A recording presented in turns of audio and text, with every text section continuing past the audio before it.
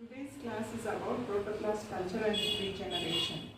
In today's class, I am going to talk to you about the definition of protoplast, and then we will go for different aspects of protoplast culture and regeneration. Protoplast అంటే ఏంటి, ప్రోటోప్లాస్ట్కి సైటోప్లాజంకి difference ఏంటి అనేది చూస్తున్నాం. Cell మామూలుగా plant సెల్కి animal సెల్కి plant సెల్కి difference ఏంటంటే, plant సెల్లో మనకి cell wall కనపడుతుంది, అనిమల్ సెల్లో సెల్ వాల్ అనేది ఉండదు. సెల్ వాల్ అనేది ప్లాంట్లో is made up of cellulose and pectin. So ఈ సెల్ వాల్ని కానీ రిమూవ్ చేస్తే మనకి ఏదైతే ఉంటుందో దాన్ని ఏమంటారంటే ప్లాస్మా మెంబ్రెయిన్ ఉంటుంది అన్నమాట. ప్లాస్మా మెంబ్రెయిన్ ఏం చేస్తుంది, సైటోప్లాజం అంతా ఎంక్లోజ్ చేసి ఉంటుంది. సైటోప్లాజం అండ్ ఆర్గనల్స్, సెల్లో ఉండే ఆర్గనల్స్ అన్నింటినీ ఎంక్లోజ్ చేసేది సైటోప్లాజం, ప్లాస్మా మెంబ్రెయిన్. దీన్నే సెల్ మెంబ్రెయిన్ అని అంటారు. సో ఈ ప్లాస్మా మెంబ్రెయిన్ లోపల ఏదైతే ఫ్లూయిడ్ ఉందో ఆ ఫ్లూయిడ్ ప్లస్ సెల్ ఆర్గనల్స్ అన్నిటినీ కలిపి ఏమంటామంటే మనం సైటోప్లాజం అని అంటాం.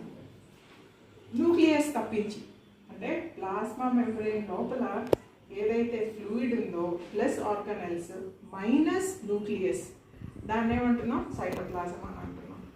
న్యూక్లియస్లో ఉండే ఫ్లూయిడ్ని ఏమంటున్నాం న్యూక్లియోప్లాజం అని అంటున్నాం.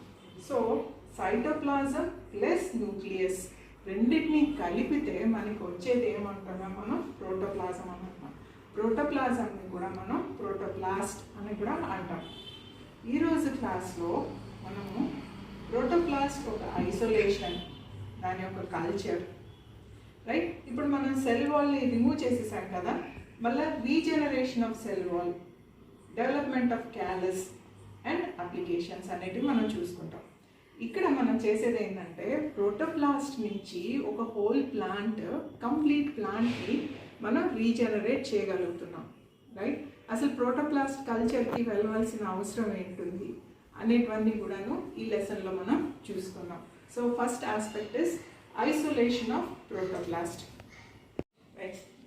ఫస్ట్ ఆస్పెక్ట్ మనం ఏం చేయాలనుకుంటున్నాం, ఫస్ట్ ప్రోటోప్లాస్ట్ని మనం ఐసోలేట్ చేయాలి కదా, ఏది చేయాలన్నా కూడా.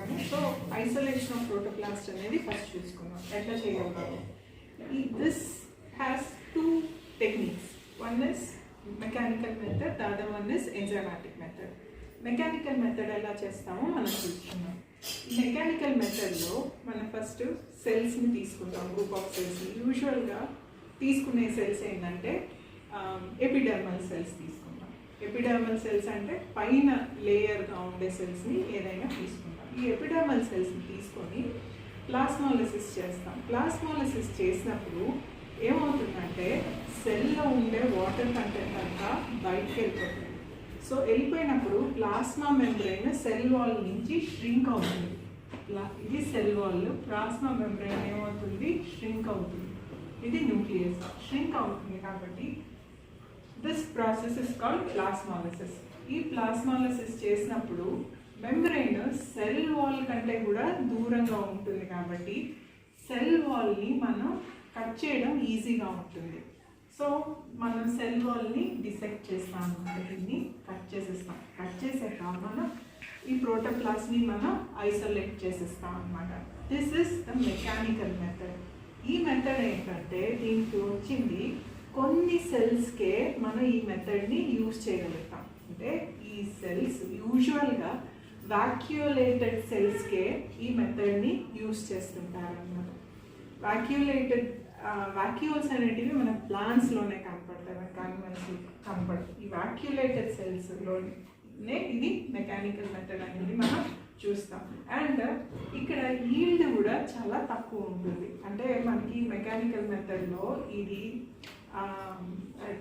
ప్రతి సెల్ని కట్ చేసి కోసి బయటికి తీసేటప్పటికి ఈల్డ్ అనేది, అంటే ప్రోటోప్లాస్ట్ అనేది మనకి తక్కువ వస్తుంది. చాలా ఎక్కువ సెల్స్ చేస్తే మనకి చాలా తక్కువ వస్తుంది, తక్కువ ప్రోటోప్లాస్ట్లు వస్తాయి అన్నమాట. దాన్ని మనం ఈల్డ్ అంటున్నాం. అది మీరు గమనించే ఉంటారు. దిస్ ఈజ్ అ లెబోరియస్ ప్రాసెస్, అంటే టీడియస్ ప్రాసెస్. ఇది చాలా కష్టతరమైన ప్రాసెస్ అన్నమాట. ఒక్కొక్క సెల్ని కట్ చేసుకుంటా ఒక్కొక్క సెల్లోంచి మన ప్రోటోప్లాస్ట్ని మనం తీసేయడం అనేది చాలా కష్టం. కాబట్టి So mechanical method is normally not used. Only it is used for only certain type of cells. Only if it is needed, we go for mechanical method. See, mechanical method తర్వాత మనకు ఉండే ఇంకొక మెథడ్ ఐసోలేషన్ ఆఫ్ ప్రోటోప్లాస్ట్కి ఉన్నది enzymatic method. ఈ enzymatic method is widely used method. ఎక్కువగా దీన్ని use చేస్తుంటారు. దీనికి మనకి గుడ్ ఈల్డ్ వస్తుంది. గుడ్ ఈల్డ్ అంటే ఏంటి, ఎన్ని సెల్స్ అయితే తీసుకున్నామో అంత నుంచి ఎక్కువ ప్రోటోప్లాస్ట్ని ఐసోలేట్ చేయగలుగుతాం. అందుకని దాన్ని మనం గుడ్ ఈల్డ్ అంటున్నాం. అయితే మనకి బికాస్ మన ఎంజైమ్స్ని యూజ్ చేస్తున్నాం కాబట్టి ప్రోటోప్లాస్ట్కి ఎటువంటి డ్యామేజ్ ఉండదు. మెకానికల్ మెథడ్లో మనకి కట్ చేస్తాం కాబట్టి సెల్ వాల్ని, ప్రోటోప్లాస్ట్కి డ్యామేజ్ అయ్యే అవకాశాలు ఎక్కువ ఉంటాయి. కానీ ఇక్కడ మాత్రం ప్రోటోప్లాస్ట్కి మినిమల్ డ్యామేజ్ ఉంటుంది ఎంజైమ్స్ యూజ్ చేస్తున్నాం కాబట్టి. సో ఇక్కడ ఈ ఎంజైమాటిక్ మెథడ్ని మనం ఏ సెల్స్ పైన యూజ్ చేస్తున్నాం అని అంటే, మనం ఎపిడర్మల్ సెల్స్ అనేది అని అనుకున్నాం కదా. ఈ ఎపిడర్మల్ సెల్స్ ఎక్కడి నుంచి వస్తున్నాయి? ఎపిడర్మల్ సెల్స్ అనేటివి ప్లాంట్లో లీవ్స్ కానీ, రూట్స్ కానీ, షూట్స్ కానీ, fruits, any part of the plant తీసుకోవచ్చు. యూజువల్గా మనం తీసుకునే ప్లాంట్ వచ్చేసి యంగ్ ప్లాంట్ ఉండాలి. అంటే ఇది క్యాలస్ కల్చర్ నుంచి కూడా మనం సెల్స్ తీసుకోవచ్చు. సస్పెన్షన్ కల్చర్ నుంచి కూడా మనం సెల్స్ని తీసుకొని ప్రోటోప్లాస్ట్ని ఐసోలేట్ చేయొచ్చు. సస్పెన్షన్ కల్చర్ అంటే ఏంటి? సస్పెన్షన్ కల్చర్ అంటే సెల్స్లో, లిక్విడ్లో, అంటే లిక్విడ్ మీడియాలో సెల్స్ని కానీ మనం గ్రో చేస్తుంటే దాన్ని ఏమంటాము? సస్పెన్షన్ కల్చర్ అంట. అంటే దాంట్లో మిక్స్ అయిపోయి ఉంటాయి సెల్స్ అన్నీ కూడా. మామూలుగా మనకి సెల్స్ అన్నీ కూడా ఒక లేయర్గా అగార్ పైన మనకి గ్రో అవుతుంటాయి. కానీ సస్పెన్షన్ కల్చర్లో మాత్రము సెల్స్ అన్నీ కూడా లిక్విడ్లో గ్రో అవుతుంటాయి అన్నమాట. అందుకని మనం సస్పెన్షన్ కల్చర్ అనమాట. అయితే ఈ సెల్స్, ప్లాంట్ సెల్స్ అనేవి they are made up of cellulose and hemicellulose. And two cells are together, held together. ఆ టూ సెల్స్ అనేటివి రెండు, they are held together by means of pectin, right? So మనం cell వాల్స్ని dissolve చేయాలి అని అంటే మనం cellulase అనే ఎంజైమ్ని, హెమిసెల్యులేస్ అనే ఎంజైమ్ని మనం యూజ్ చేసుకొని సెల్ వాల్ని డిజాల్వ్ చేయొచ్చు. అలానే టూ సెల్స్ని సపరేట్ చేయాలి అని అంటే అప్పుడు మనం పెక్టిన్ని డిజాల్వ్ చేయడానికి పెక్టినేస్ అనే ఎంజైమ్ని యూజ్ చేస్తాం అన్నమాట. అయితే ఈ ఎంజైమాటిక్ మెథడ్లో మనకి 2 స్టెప్ మెథడ్ అంటే సీక్వెన్షియల్ మెథడ్ అని, 1 స్టెప్ మెథడ్ అంటే సైమల్టేనియస్ మెథడ్ అని ఉందన్నమాట. ఇదేం లేదు. 2 స్టెప్ మెథడ్ అని అంటే ఫస్ట్ మనం సెల్స్ని అంతా విడదీస్తాం. ఎలా విడదీస్తాం? పెక్టిన్ని యూజ్ చేసి విడదీస్తాం. విడదీసాక then we go for cellulase and hemicellulase treatment. ఈ రెండు ట్రీట్మెంట్ ఒకదాని తర్వాత ఒకటి చేస్తాం కాబట్టి, అంటే ఏంటి, పెక్టిన్ ఫస్ట్ యూజ్ చేస్తాము, తర్వాత సెల్యులేస్ అండ్ హెమిసెల్యులేస్ ట్రీట్మెంట్ చేస్తాము, దెన్ ఐసోలేషన్ ఆఫ్ ప్రోటోప్లాస్ట్ చేస్తాం. కాబట్టి మనం దీన్ని 2 స్టెప్ మెథడ్ అంటాం. 1 స్టెప్ మెథడ్లో మనం ఏం చేస్తాం? ఈ రెండింటిని అంటే సెల్స్ని విడదీయడం, సెల్ వాల్ని డిజాల్వ్, కట్ చేయడం, రెండు కూడా ఒకే స్టెప్లో చేసేస్తాం. కాబట్టి మనం దీన్ని ఏమంటున్నాం? 1 step method or simultaneous method అని అంటున్నాం. దీన్నే మనం ఎంజైమాటిక్ మెథడ్ అని అంటాం అన్నమాట. అయితే ఇప్పుడు సెల్స్ అయితే మనకి సెల్స్ నుంచి మనకి ప్రోటోప్లాస్ట్ అనేది వచ్చేసింది. అయితే ఈ ప్రోటోప్లాస్ట్ అది వయబుల్లా లేదా, వయబుల్లా అంటే డ్యామేజ్ లేకుండా కరెక్ట్గా ఉన్నాయా లేదా, విత్ ఇంటాక్ట్ సెల్ మెంబ్రెయిన్ ఉన్నాయా లేదా. ఏదైనా డ్యామేజ్ అయిందంటే అవి డెడ్ సెల్స్ కిందనే లెక్క అనమాట. They don't grow, they can't divide without the cell membrane. So ఈ సెల్స్ వయబుల్లా కాదా అనేది మనం ఎలా తెలుసుకుంటాం అనేది మనం చూసుకుందాం. Next aspect of protoplast culture is culture of the protoplast. So ఇప్పుడు మనం ఏవైతే ప్రోటోప్లాస్ట్ని ఐసోలేట్ చేసేస్తున్నామో నెక్స్ట్ స్టెప్ ఏంటంటే development of cell wall, right? And ఈ సెల్ వాల్ ఎప్పుడైతే డెవలప్ అవుతుందో సెల్స్ అన్నీ కూడాను సెల్ డివిజన్ అనేటివి స్టార్ట్ చేసేసి అవి చిన్న కాలనీస్ ఫామ్ అవుతాయి. ఈ కాలనీస్ ఫామ్ అయ్యేసి స్లోగా క్యాలస్ ఫామ్ అవుతుంది. సో క్యాలస్ నుంచి we can regenerate the whole plant.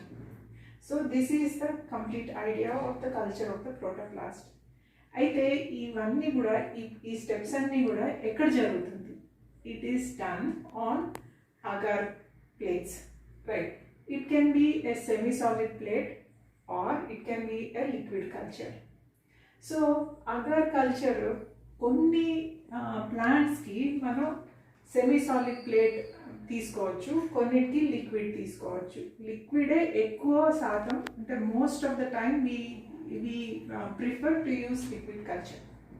అయితే కొన్ని ప్లాంట్స్కి అగార్ కల్చర్ కూడా తీసుకోవాల్సి వస్తుంది అనమాట. సో అగార్ కల్చర్లో మనము అగరోస్ని మనం యూజ్ చేస్తుంటాం. we make a semi solid base and onto which the cells are fixed. ఇవి ఫిక్స్డ్ అనే అయిపోయి ఉంటాయి. అయితే ఇక్కడ ఏమవుతుందంటే ఫిక్స్ అవుతుంది కాబట్టి ఇవి గుంపులుగా ఫామ్, క్లంపింగ్ అనేటివి ఫామ్ కాదనమాట. క్లంపింగ్ అంటే దగ్గరికి రావడం అనేది ఈ అగరోస్ కల్చర్లో మనకి ఇది జరగదు. ఇది సెమీ సాలిడ్ ప్లేట్ మీద. లిక్విడ్ కల్చర్లో వచ్చిన అడ్వాంటేజ్ ఏంటంటే అది మనం ఎప్పుడు ఎంత డైల్యూషన్ కావాలో అంత డైల్యూషన్ తీసుకోవచ్చు, ట్రాన్స్ఫర్ చేసుకోవచ్చు. తర్వాత మనం డెన్సిటీని కూడా మనకి ఎంత డెన్సిటీ ఆఫ్ సెల్స్ కావాలో అనే దాన్ని కూడా మనము మన చేతుల్లోనే ఉంటుంది. అంటే we can determine the density of the cells and we can also అంటే కొన్ని ప్లాంట్స్లో ఇందాక మనం చూసుకున్నట్టు కొన్ని ప్లాంట్సే లిక్విడ్ మీడియంలో అవి గ్రో అవుతాయి. కొన్ని సెల్స్, కొన్ని ప్లాంట్ సెల్స్ అగర్ ప్లేట్స్ మీద గ్రో అవ్వమన్నమాట. అండ్ ఆస్మాటిక్ ప్రెషర్ని మనము కంట్రోల్ చేయడానికి మనకి లిక్విడ్ మీడియము బాగా పనికొస్తుంది instead of agar culture. Osmotic pressure అంటే ఏంటి అనేది మనం ఇప్పుడు చూసుకుంటాం. మనం ఇలా చూసుకున్నాం కదా, ఇక్కడ అగార్ అనేది మళ్ళీ లిక్విడ్ మీడియం అనేది మనం చూసుకున్నాం కదా. అది ఏ మీడియం తీసుకోవాలి అంటే MS medium and B5 medium యూజువల్గా మనం తీసుకునే మీడియంస్ అన్నమాట for growing of the protoplast. అయితే ఈ మీడియంలో సర్టన్ థింగ్స్ మనం జాగ్రత్తగా చూసుకోవాల్సింది ఏంటంటే, కొన్ని జాగ్రత్తలు పాటించాల్సింది ఏంటంటే అమోనియం అనేది అసలు ఉండకూడదు. అమోనియం అనేది కల్చర్లో ఉండకూడదు. తర్వాత ఐరన్ అండ్ జింక్ అనేది చాలా తక్కువలో ఉండాలి. కాల్షియం అనేది ఎక్కువగా ఉండాలి. అంటే for the formation of this cell membrane, pectin, వాటికంటే కాల్షియం అవసరము.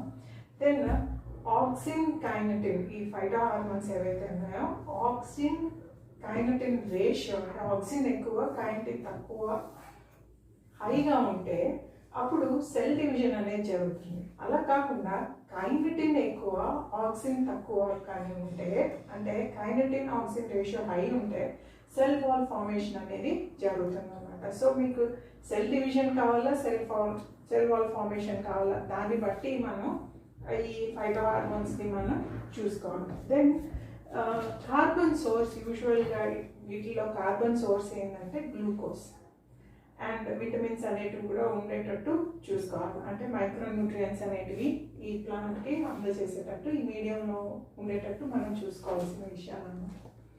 అయితే ఇందులో మనకి మనం ఈ ప్రోటోప్లాస్ట్లు ఏవైతే ఉన్నాయో ఈ ప్రోటోప్లాస్ట్ని మనం స్ట్రైట్ అవే మనం ఈ లిక్విడ్ మీడియంలో కానీ అగార్లో కానీ వేస్తే సెల్లో ఉండే వాటర్ అంతా కూడాను ఆస్మాసిస్ ద్వారా బయటికి, అంటే ఇది హైపోటోనిక్ సొల్యూషన్స్లో మనం వేస్తుంటాం. హైపోటోనిక్ సొల్యూషన్స్ అంటే మనకి వాటర్లో సాల్ట్ అనేది చాలా తక్కువగా ఉంటుంది. అంటే ఈ మీడియంలో సెల్లో ఉండే సాల్ట్ కాన్సన్ట్రేషన్స్ కంటే కూడాను మీడియంలో ఉండే సాల్ట్ కాన్సన్ట్రేషన్స్ తక్కువగా ఉంటాయి. అలా ఉండడం వల్ల వాటరు హయ్యర్ కాన్సన్ట్రేషన్, అంటే ఈ హైపోటోనిక్ సొల్యూషన్స్లో అంటే సొల్యూట్ తక్కువ ఉంది కాబట్టి వాటర్ ఎక్కువ ఉంటుంది కదా సరౌండింగ్ మీడియంలో.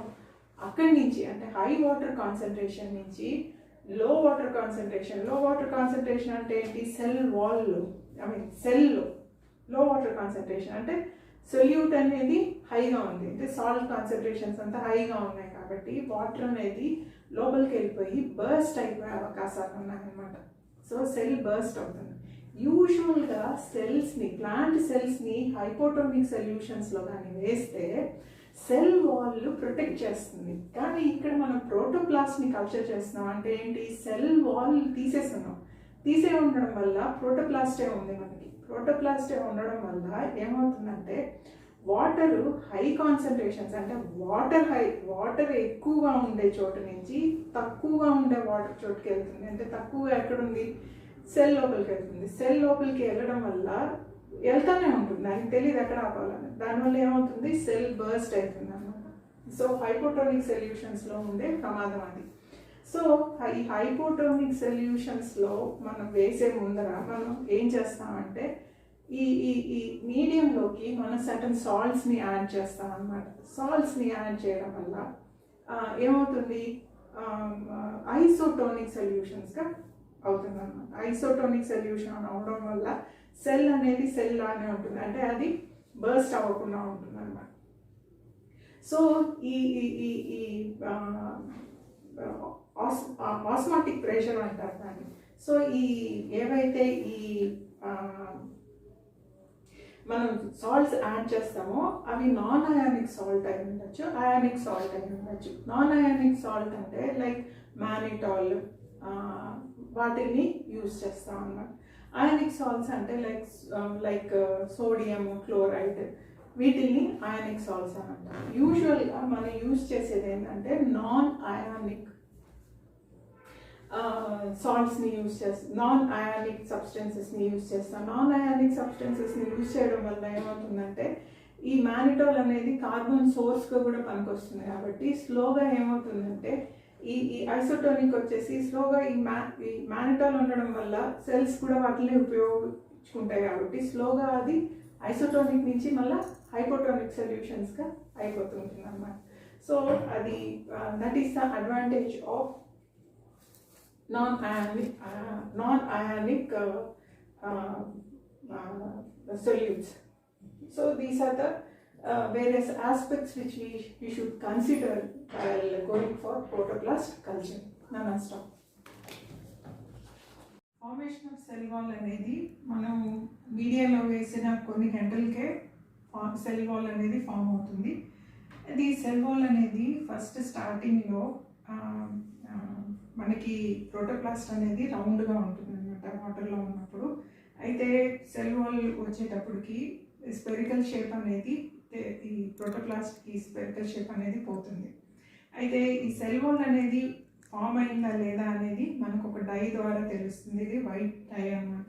దీన్ని ఏమంటారంటే కాల్కోఫ్లోర్ వైట్ ఫ్లోరసెన్స్ స్టెయిన్ అంటారు. ఈ స్టెయిన్ కాల్కోఫ్లోర్ వైట్ ఫ్లోరసెన్స్ స్టెయిన్, ఈ స్టెయిన్ ఉన్నప్పుడు సెల్ వాల్ ఉండే సెల్స్ వైట్గా కనపడతాయి అన్నమాట. తర్వాత ఈ సెల్ వాల్ డెవలప్ అయ్యే స్టేజ్లో మనకి కంటిన్యూస్ సప్లై ఆఫ్ న్యూట్రియంట్స్ అనేటివి మనకి ఉండాలి. ఇది కంటిన్యూస్ సప్లై ఆఫ్ న్యూట్రియంట్స్ అనేది తప్పకుండా జరుగుతూ ఉండాలి. Development of callus or whole plant అనేది మనకి ఇప్పుడు ఈ సెల్స్ నుంచి ఏవైతే సెల్స్ అనేవి ఫామ్ అయ్యే సెల్స్ నుంచి హోల్ ప్లాంట్ క్యాలస్ నుంచి హోల్ ప్లాంట్ అనేది ఫామ్ అవ్వాలి అనమాట. సో సెల్స్ అనేటివి స్లోగా సెల్ వాల్ ఫామ్ అయ్యాక స్లోగా సైజ్ ఇంక్రీజ్ అవుతుంటుంది. ఆఫ్టర్ 2 to 7 days మనకి ఫస్ట్ డివిజన్ అనేది కనపడుతుంది. With in by the third week ఎండ్లో మనకి కాలనీస్ అనేవి ఫామ్ అవుతాయి. సో ఈ యూజువల్గా మనకి వేరే ప్లాంట్ పార్ట్స్ నుంచి మనం కానీ క్యాలస్ కానీ ప్రొడ్యూస్ చేస్తే వాటిలో ప్రీ ఫార్మ్డ్ బడ్స్ అనేటివి కనపడతాయి. కానీ ఇక్కడ ప్రోటోప్లాస్ట్ నుంచి వచ్చిన క్యాలస్ నుంచి మాత్రం మనకి ప్రీ ఫార్మ్డ్ బడ్స్ అనేటివి కనపడవు. They are not seen in protoplast నుంచి వచ్చిన క్యాలస్లో ప్రీ ఫార్మ్డ్ బడ్స్ అనేటివి కనపడవు.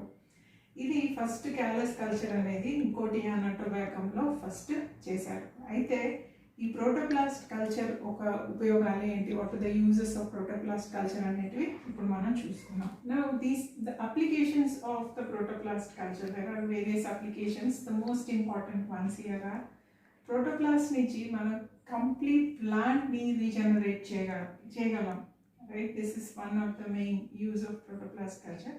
అయితే ఈ ప్రోటోప్లాస్ట్ ఫ్యూజన్ వల్ల అంటే డిఫరెంట్